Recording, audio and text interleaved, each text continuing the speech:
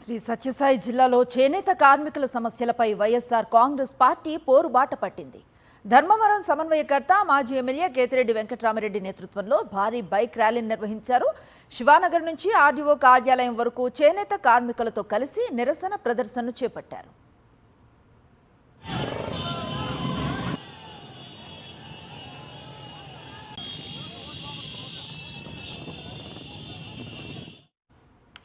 గత 2 ఏళ్లుగా నేతన్న నేస్తం పథకాన్ని అమలు చేయలేదని, ప్రభుత్వం వెంటనే బకాయిలు విడుదల చేయాలని మాజీ ఎమ్మెల్యే కేతిరెడ్డి వెంకటరామరెడ్డి డిమాండ్ చేశారు.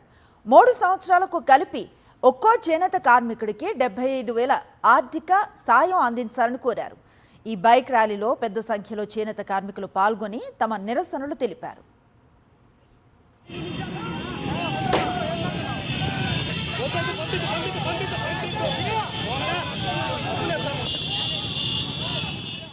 మరిన్ని అప్డేట్స్ కోసం ఛానల్ ను సబ్స్క్రైబ్ చేయండి. నోటిఫికేషన్స్ కోసం బెల్ ఐకాన్ పై క్లిక్ చేయండి.